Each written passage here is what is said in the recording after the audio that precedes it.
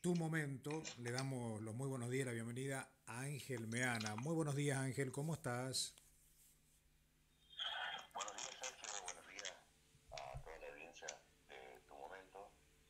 Estamos aquí con un poco de lluvia sobre la ciudad termal, sobre Presidencia de Roque Peña, donde me encuentro en este momento. Y bueno, siempre con la gratitud, ¿no? por la bendición, justamente, que es la lluvia. En algunos lugares bastante reiterativa este año, Claro. y en otros lugares que sigue escaseando, ¿no? Pero bueno, hablaba justamente con un señor amigo aquí en la zona de Pampa diciendo que le vendría bien un poquito más de lluvia, estaba comentando, ¿no?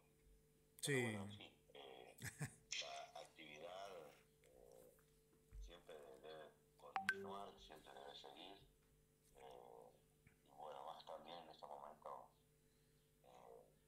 bastante determinante para nuestro futuro, para nuestra economía, como fueron las Ujú. elecciones del fin de semana, ¿no? Tal cual. Hay cuestiones que, bueno, marcan de alguna manera también lo que es la vida, el ritmo de la vida, nuestras cuestiones Ujú. relacionadas con el trabajo, la familia. Ángel, vamos a contarle un poco a nuestros oyentes, aquellos que ya te conocen, no, pero bueno, siempre hay alguien que te está escuchando y que dice, bueno, de algún lado me parece que reconozco su voz, lo escucho. Así que un poco para ponernos en contexto, vamos a decirle de dónde sos oriundo primero.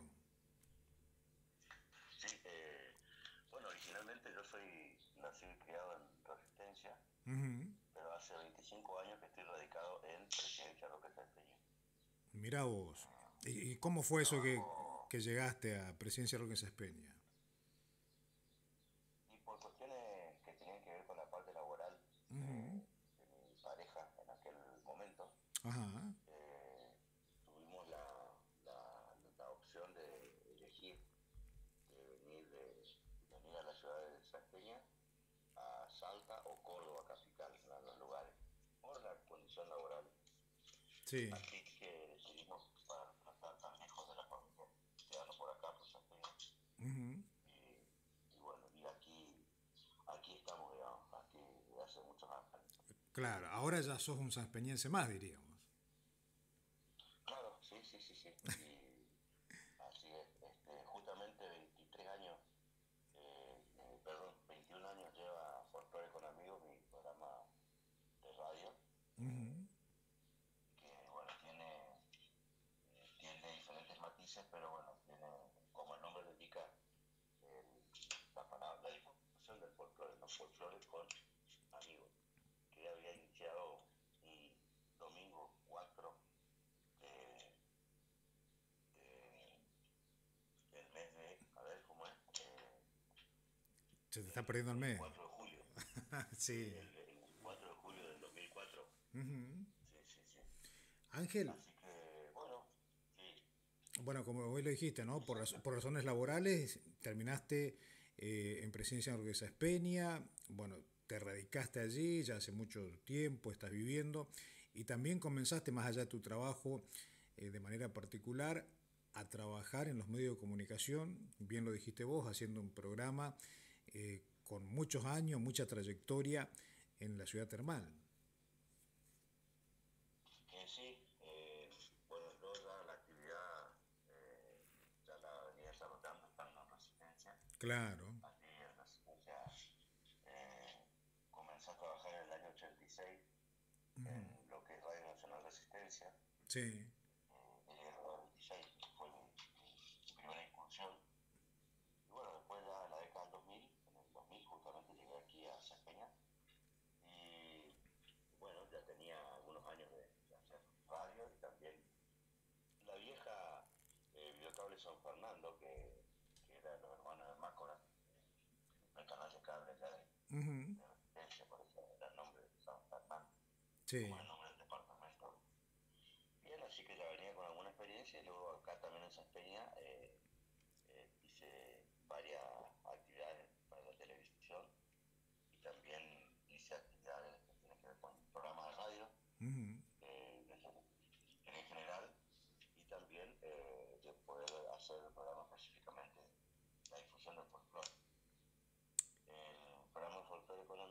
televisión en el 2004, la parte de radio. Para el 2005 ya estábamos haciendo todos los días, el programa todos los días, fue el domingo, pero después el director de la emisora quiso que la emisión fuera diaria. Y para el 2005 estábamos también haciendo televisión, también un programa de televisión, Folclore con Amigos Televisión, donde recibíamos a los músicos, a los bailarines, cantantes. Hemos recibido en alguna oportunidad de allí De Tres Isleta. Tres Isletas, ¿no? Por ejemplo, el señor Mario Petri, también, por ejemplo, a esta chica, muy chica que hoy es nuestra colega en el ámbito de la docencia, Nati Shinkaru, Ajá, Natalia, sí. había presentado un material discográfico, bueno, más o menos allá por el 2010, alrededor del 2010 aproximadamente. Y bueno, cuestiones entonces así que tienen que ver con toda la difusión. Bueno, los estudios pertinentes en el profesorado de danza, también fuimos tratando de avanzar en todo lo relacionado al folclore, porque hay muchas cosas que necesitamos saber. Sí. Como en algún momento dijo Orlando de la Cruz, no puede querer la madre a quien se fue abandonado.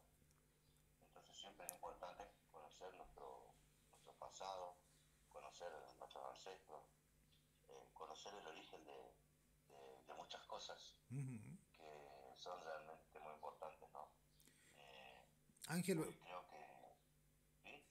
vos lo mencionaste, ¿no? La importancia de conocer parte del pasado y bueno, y también en estos años de experiencia que bien lo mencionaste vos, tantísimos años en la radio, en la televisión, haciendo el programa y llevando adelante, no solo digo a nuevos artistas y a aquellos que ya están consagrados, sino también dejar un legado cultural, digo, en la parte folclórica y que tan interesante es poder ahondar en ella y que, bueno, por ahí escuchamos, pero se desconoce bastante, ¿no? Las raíces, los orígenes, la mezcla, digo, que hay entre las culturas de un país y otro y todo aquello que emerge y hace que confluyan a la vez en un ritmo que a muchas personas, por supuesto que les encanta, les gusta, pero que por ahí no sabe cómo surgió todo, ¿no? Claro, la idea es esa, ¿no? De poder conocer los orígenes, de trabajar sobre esas cuestiones. Un ejemplo del tango. Ajá. Nosotros aquí en la provincia de Chaco, Villa Ángela es la capital provincial del tango. Desde Tres Isletas hacia el norte, la tonada de los chaqueños es como la de los salteños, las Ajá. expresiones. Sí. Dale, como decir, chiletito, por ejemplo, hablando de pequeño de niño. Sin embargo, para el lado sur, la influencia santiagueña hace peso Claro. hacia el sur y hacia el oeste de la provincia del Chaco, y hacia lo que es Resistencia, el camino de la ruta 16, aquí es esa Resistencia, la influencia netamente correntina a través del chamamé, y en el caso del norte, el noreste chaqueño, es decir, tomamos la zona de Presidencia Roca, General San Martín, y nos vamos hasta lo que es Las Palmas, la Leonesa, por ejemplo. Allí la influencia, a través de Formosa, la influencia de la música paraguaya, ¿no? Con las polcas, las guarañas, el chamamé. Bueno, y eso que por ahí musicalmente hablando hay una aceleración y desaceleración en el ritmo, y te encontrás con el chamamé o te encontrás con la polca. Claro. Lo mismo pasó en el ámbito de la cumbia tradicional, con la cumbia villera originalmente.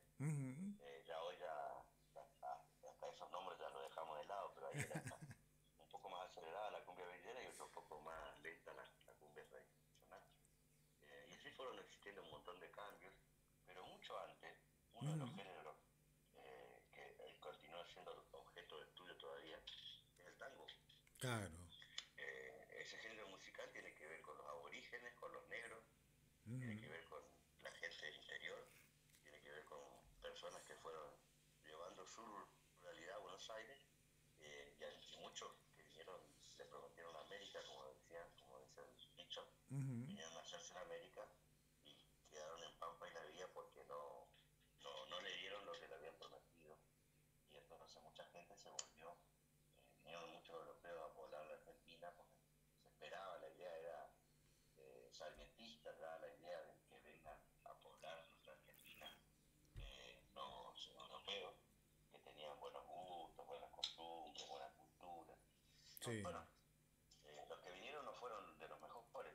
Entonces, No era lo que se había esperaba, como un estado, claro, no era lo que se esperaba. Entonces, nuestra cultura está compuesta de así, de inmigrantes, aborígenes o los originarios de la tierra, los criollos, los mestizos, los negros. Bueno, en el caso del tango, y en la zona de lo que serían llamadas villas, los arrabales, hoy todo pleno capital federal, claro. pleno centro, estaban todas las villas, y al punto que hay una de las villas, que es Villa Urquiza, en la provincia de Buenos Aires, que es como la base central del natalicio del tango en la República Argentina. Y en la localidad de 3 de febrero existe la Universidad Nacional del Tango. Así que vos podés ir a estudiar y al cabo de 3 años te recibes profesor de tango. Eh, pero a lo que iba era cómo comienza este género Sí, musical sí, sí, sí, sí. que nace a partir de la tristeza, nace a partir de la soledad, de la tristeza, el extrañar el interior. Para muchos se fueron de diferentes provincias argentinas, se fueron a la capital para buscar un futuro mejor, extrañar su tierra, eh, su ruralidad, y en otros casos aquellos extranjeros que vinieron no podían volver porque no tenían para volver, entonces empezaron a hacerse unas casitas ahí con madera y empezaron a hacer el rancherío, las villas, como se dice, lo cual también traducía el lenguaje de la época a que habla de arrabal. Por eso el tango nació en los arrabales y después fue creciendo, fue llegando el tango, por ejemplo, a lo más alto de la escena nacional. Entonces mucha gente se dedicaba a bailar. Primero el tango nace con la coreografía, porque era apoyar cabeza con cabeza y girar, digamos, de una manera de mostrar la tristeza. Y después vino la música para el tango y por último vino la letra del tango. De hecho, los más antiguos, los más cantados ya por Gardel y aquellos grandes de aquella época, se cantaba solamente la estrofa final o el estribillo, la letra de los tangos, ¿no? Sí. Y con el paso de los años, con el paso del tiempo, llegamos hasta 1985 y una de las grandes, lo sigue siendo en todos los ámbitos, estamos por hablar de Francia, de París. París es un lugar de radiación de la cultura, de la moda, de lo que quieras, un lugar de radiación. Vos podés Exacto. llegar a los teatros de París, pues, bueno, al centro de París, y bueno, desde la ropa, el perfume, la música, la danza, bueno, todo, desde hace muchos años, siglos atrás, hasta la actualidad, París sigue siendo eso, el centro de donde vos llegás y la pegaste con algo y te hace fama mundial. Y le pasó al tango en 1985 cuando una orquesta llegó a presentar a algunos bailarines. Entonces acá la novedad viene con el tema de la vestimenta, porque aquellas personas primigenias que bailaban el tango eran personas poco cultas, mal vestidas, pobres, y bueno, esta orquesta lleva bailarinas con minifalda, con joyas, con arreglos en cuanto a la parte de maquillaje, el peinado, Toda una novedad. y bueno, claro, toda una novedad y haciendo algunas figuras en cuanto a los pasos, mucho más jugadas, mucho más raras, exóticas. Y así fue como pegaron y el tango llegó pasó por muchas etapas el tango, se peleó muchas veces con las instituciones, en algunos casos con las iglesias, Sí. no se enseñaba, se podía enseñar tango en algunas escuelas, se pasó por muchas etapas. Ángel, y contame Y vos, algo, ya que me estás mencionando esto, está bueno que lo comentes, digo, porque para muchos, para las generaciones más jóvenes, se desconoce todos estos detalles que vos estás dando acerca de la historia del tango, el surgimiento y bueno, cómo se catapultó a la fama o al éxito a partir de esta presentación allí en París.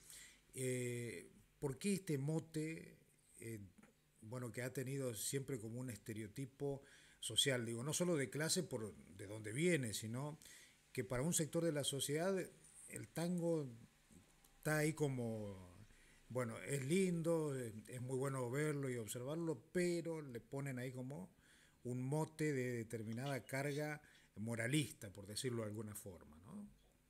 Exacto, exacto, así es.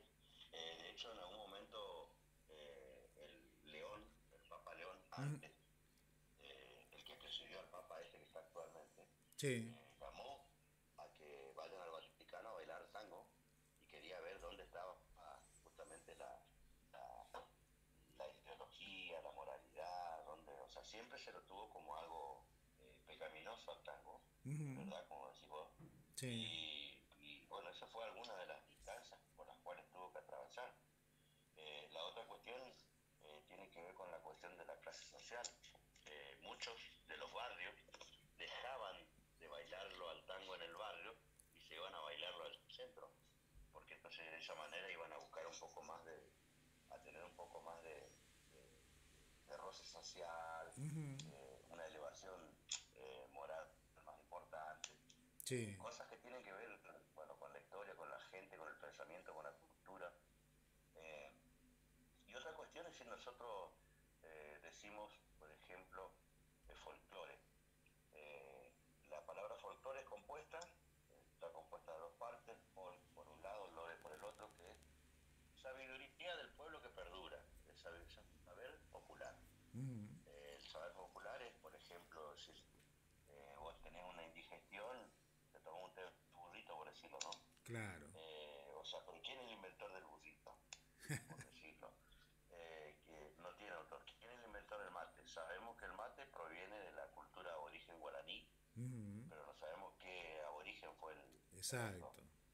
Entonces, hay una serie de cuestiones que están relacionadas así con ejemplos de qué es lo que es folclore. Folclore es el saber popular, el saber de todo lo que no tiene autor, eso es considerado folclore. Entonces, si nosotros vamos a la palabra folclore y lo relacionamos con la música, en la música, musicalmente hablando, folclore es todo lo que no tiene autor. Entonces la chacarera del monte, mientras era llamada criollita y mientras Coco Gómez no puede anotarla allá a Sabahí, acá a Corrientes, Ujú, mientras no la escribió, era considerada una música folclórica, netamente folclórica, porque no tenía autor. Pero después cuando empieza a tener autoría y empieza a haber un registro de autores y compositores, entonces ya cambia nosotros le decimos música folclórica, pero ya sí. empieza a tener proyección folclórica o raíz folclórica, pero ya, digamos, originalmente el término folclore es todo lo que no tiene autor, lo que no es que quién inventó el asado, Ah, quién inventó el cuchillo. sí, no, no está patentado, digamos, ¿no?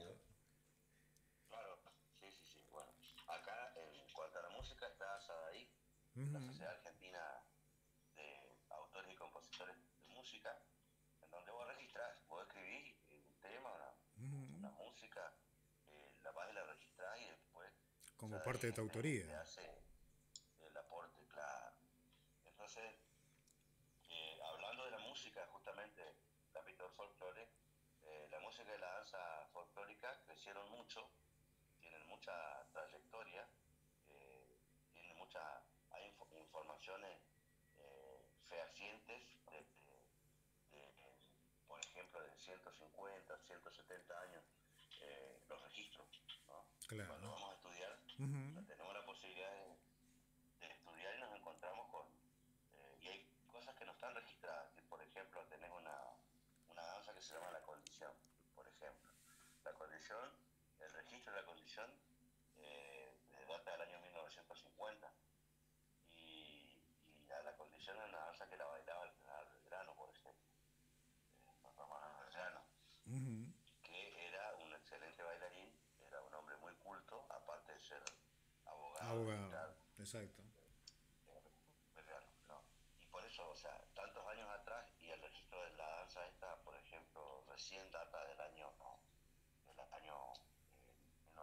cuenta. Bueno, ahí lo que se llama la taxonomía. Entonces la taxonomía sería una manera de clasificar, entonces las que son graves, las que son señoriales, las danzas que son, eh, digamos, más vivaces, las que son picarescas, o sea, tenés muchas maneras de seleccionar. Pero hay algunas categorías eh, que tienen, digamos, los registros que no coinciden con la historia de la danza, digamos. O sea, por ejemplo, la Escuela Nacional de Folclore, que fue creada por Perón en 1954, a manos del profesor Barceló, ellos se propone una característica una característica taxonómica, o sea, estamos tratando de decir que hay un criterio para separar la danza, para, bueno, a ver, según la coreografía, según la música, etcétera, etcétera. Y por eso hay datos que aparecen recién, muchos años más Claro, tarde, como novedosos y no se también, había ¿no? registrado. ¿Sí? Y que aparecen Y como una después tenés novedad. Sí, otro género como la chacarera del monte, que vos tenés allí, en la chacarera del monte tenés justamente la ruta 95, la altura de Puerto Lavalle, sí. cuando venían desde Salta buscando aguadas para su vaca, pastura, y llegaron hasta antes de la ruta 95, es decir, que vos en la ruta 95 a 2-3 kilómetros para adentro estaban todos los, hacia el oeste, estaban todos los salteñadas, y desde la ruta 95 hacia el este estaba la correntinada. Entonces, estos tocaban la chacarera que se llamaba la chacarera chaqueña. La chacarera chaqueña es la que tiene la influencia del violín. Este violín proviene de San Francisco Solano, el patrono del folclore argentino, vicepatrono de América. Entonces, él era hizo muchos milagros, ¿no? Él vino de España, llegó a Lima, de Lima anduvo caminando por acá, por Argentina, Uruguay, Paraguay, Bolivia, y bueno, a su paso dejó en el territorio Chaco. Cuando decimos territorio Chaco, hablamos de tres naciones, Claro. Paraguay, Bolivia y Argentina, y dentro de Bolivia, la parte sur de Bolivia, todo el territorio paraguayo, el Chaco, y unas 10, 12 naciones argentinas, que somos territorio Chaco también. Claro, Y como antes después se lo tenemos parte conocía, de la ¿no? provincia de Chaco. ¿Cómo? Como antes se lo conocía como el Gran Chaco, te digo, ¿no? La, tap, Claro, la tapa que vos entonces estás mencionando. el tema es que, sí, por ejemplo, Horacio Guaraní nació en el Chaco santafesino, ¿no? Bien. Después tenés el Chaco santiagueño, la provincia del Chaco, la provincia de Formosa, son territorio Chaco. Sí, sí, sí, Bueno, sí. así fueron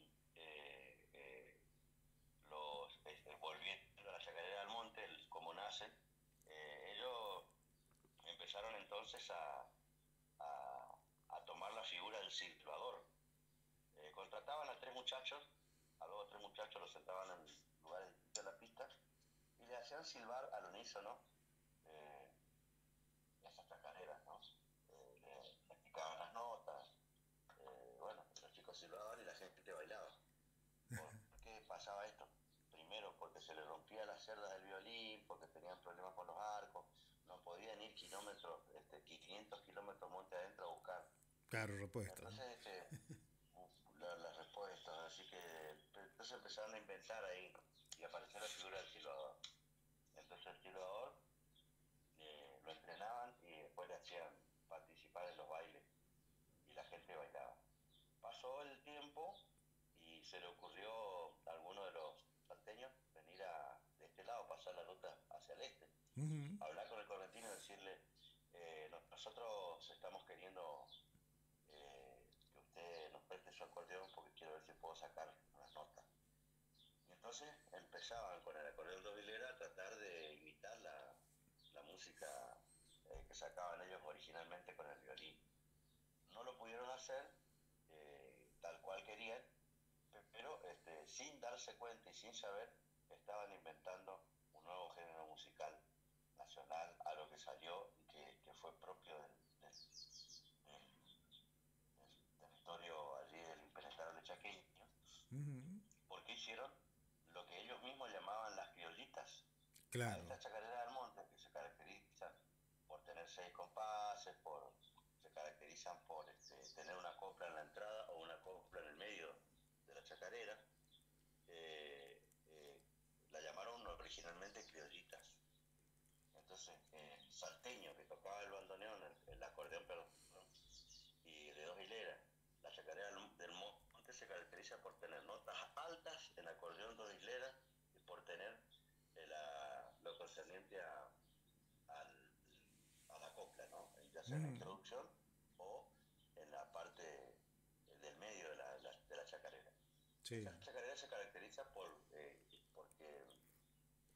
cuando Coco Gómez era chico, quien le enseña a él era la madre. Cuando la madre le enseñó a tocar el fuelle a Coco, ya ahí ella dejó de hacerlo. Y era el hijo de Don Gómez que va a venir a tocar acá en la escuela, dice, hoy el 9 de julio va a tocar unas criollitas. Y bueno, y la gente de este lado, la gente del lado del este, de la 95 hacia el este, la bailaba como chamamé. Y los otros del otro lado, los salteños, la bailaban como chacarera. Entonces ahí tenés la característica de la chacarera del monte. Claro. Y que entonces con el paso de los años en el Festival del Poncho de 1985, justamente en el mismo año que el tango hizo boom a nivel mundial, la chacarera del monte hizo boom en el Festival del Poncho en Pampa del Indio. Claro. Entonces Coco al otro día de haber porque esto fue así, los Changos de la Valle, constituida por Cayetano Ortiz y Coco Gómez, son primos ellos, tenían a los vientos de acá de la municipalidad de Quitilipi, los que eran integrantes de la banda municipal, tocaban los vientos porque ellos cantaban algunos temas mexicanos. Y entonces estaban esperando que lleguen los vientos que no llegaban a ese festival. Entonces el Cayetano le dice al Coco Gómez, anda voy a entretenerle al público ahí con lo tuyo, anda a entretener al público con lo tuyo mientras llegan los muchachos. Entonces Coco salió y había dicho que, bueno, vamos a tocar unas criollitas y que vamos a compartir con ustedes. Y claro, y ahí están todas las chacareras que fueron las primeras conocidas, la mocha ahorcada, la rana ahogada, las pisaperros, entre otras, ¿no? De las chacareras de monte. Claro. Así que cuando él vio el impacto de la gente, al otro día fue y le escribió. O sea, él no es el autor original. Existieron otras personas. Estaba el folclore de por medio porque no estaba registrado. Era folclóricamente. Sí. Tal cual. Qué interesante, entonces, Ángel. La inscribió acá en Corrientes. Ajá. Y quedó registrada la chacarera del monte, la primera de todas, que es la mocha ahorcada. Y él puso que el autor de la letra y Cayetano el autor de la música. Al revés. Cayetano de la letra y Coco de la música. Bien. Y después a esa chacarera la grabó el Chaqueño, grabó Jorge Rojas, etcétera, etcétera. Y bueno, le llegó a dar mucha plata, la mocha ahorcada le llegó a dar mucha plata a los dos, porque ahí le hace la devolución del dinero. Sí, tal cual. Y bueno, así Coco se compró su primer auto, por ejemplo, que fue un Duna. Ni más ni menos, ¿no? Un Fiat Duna. Con el tema del dinero. Bueno, pero más allá de eso, lo que importa históricamente, la riqueza histórica que tiene para nosotros, porque esto hay que contarlo, explicarlo así. Tal cual. Ahora, en el concierto nacional, bueno, todo esto hay que llevarlo al lápiz y papel o a la computadora o como sea. Hay que llevarlo al ámbito de lo que es el sentido académico. Hay que explicarlo, hay que escribir, hay que hacer investigación, hay que hacer para que todo esto también se introduzca en el... Porque si no, la chacarera del monte es fácil y conocida porque tiene 3 zapateos, arranca zapateando la chacarera, cuando el cantor empieza a cantar, el bailarín empieza a zapatear. Entonces tiene 3 zapateos, ninguna de las otras tiene 3 zapateos, todas tienen 2. Pero el tema es, digamos, de hacer conocer a nivel nacional Claro. Cuando hablamos de la coreografía de la Chacarera del Monte, es el profesor Walter Chamorro, que tenía alumnos y enseñaba ya en toda la zona del Sausalito, Pompeya, por aquel lado. Y entonces él investigó, él documentó de alguna manera, pero lo que había investigado es que ese género lo bailaban, cómo lo bailaba la gente. Y bueno, por qué la vestimenta, por qué el sombrero retobado, por qué usan tantos elementos eh, en el atuendo, ¿no? Por Sí. qué el guardamonte, entre otras cosas, ¿no? Y bueno, Ángel, así es como, sí señor. la verdad que es sumamente interesante, digo, y emocionante también ir conociendo parte de esta historia, de cómo fue surgiendo, de esta mezcla, de todo aquello que se desconoce o muy poco se sabe, pero bueno, por eso es un placer charlar con vos, por eso te habíamos convocado y yo sé que estaríamos seguramente largas horas charlando de esto, ¿no? Sí, pero, sí, pero sí, la verdad que tampoco te quiero hablar demasiado tiempo porque sé que tenés actividades y bueno, vos conocés cómo son los tiempos en la radio también, pero nos has dado un panorama y nos has dejado allí con ganas de saber mucho más. Así que esta no va a ser ni la primera charla ni la última para seguir profundizando un poco más sobre nuestras raíces y todo aquello que hoy nos apasiona y que tantos jóvenes también se ven involucrados, digo, con la música folclórica, pero que tal vez desconocen esto que vos estabas haciéndolo tan simple y tan sencillo que no es para nada, que es sintetizarlo y contar un poco cómo ha surgido y qué repercusión ha tenido y por qué hoy se conoce tanto, ¿no? Algunos de estos ritmos y estas melodías, y bueno, los instrumentos, la ropa típica, bueno, y tantas cosas que tendríamos para charlar, pero bueno, no te quiero robar demasiado tiempo, Ángel, ¿sí? bueno, te agradezco mucho la oportunidad, Sergio. La verdad que, bueno, te mando un abrazo gigante.